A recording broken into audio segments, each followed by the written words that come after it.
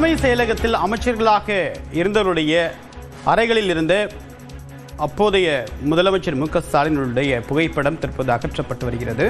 அதே போல அமைச்சர்களுடைய உடைமைகள் தற்போது அங்கிருந்து அப்புறப்படுத்தப்பட்டு வரக்கூடிய காட்சிகளையும் தற்போது பார்த்துக் கொண்டிருக்கிறோம்.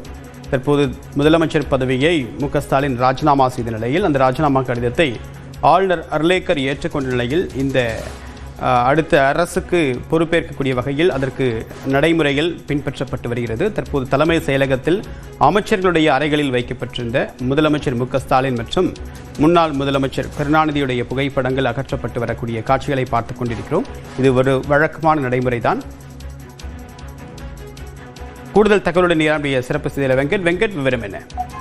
2026 சட்டமன்ற தேர்தல் முடிவுகள் நேற்று வெளியான நிலையில இந்த சட்டமன்ற தேர்தலில் 108 தொகுதிகளில் இருந்து தாவேகா தனிப்பெரும் கட்சியாக உருவெற்றிருக்கக்கூடிய நிலையில திமுக ஒட்டுமொத்தமாகவே 73 இடங்களுக்கு எதிர்ப்பு அந்தஸ்து திமுக பெற்றிருக்கக்கூடிய நிலையில தலைமை செயலகத்துல முன்னால இருந்தக்கூடிய அமைச்சர்களுடைய அறைகளை பணி செய்யக்கூடிய பணிகள் என்பது நடைபெற்று வருகிறது.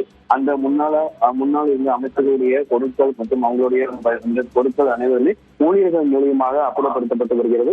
பொதுவாகவே ஒரு அரசில் இருந்து அடுத்த அரசு பதவியேற்கக்கூடிய சூழல்ல அமைச்சர்களுடைய அறைகள் என்பது இது போன்று வேலை செய்யக்கூடிய பணிகள் வழக்கமானது என்று புதிய அரசு இருக்கக்கூடிய அந்த சூழல் காரணமாக தற்போது ஏற்கனவே அமைச்சர்களாக இருந்த அவர்களுடைய உரிமைகள் என்பது தற்போது அங்கிருந்து அகற்றப்பட்டு வருகிறது. முதலமைச்சர் மு.க.ஸ்டாலின் புகைப்படம் அதே போல முன்னாள் முதலமைச்சர்களாக இருந்தவர்களுடைய புகைப்படங்கள் என்பது தற்போது அகற்றப்பட்டு வருகிறது. எந்த முக்கிய சொத்துக்கள் இருந்தால் துறை சார்ந்த செயலாளர்களிடம் ஒப்படைக்கப்படும் என கூறப்பட்டிருக்கிறது. புதிய அரசு இது வழக்கமான நடைமுறை என கூறப்படக்கூடிய நிலையில் தலைமை செயலகத்தில் ஏற்கனவே அமைச்சராக இருந்தக்கூடிய அந்த அறைகளில் இருக்கக்கூடிய பொருட்கள் என்பது தற்போது அப்புறப்பட்டு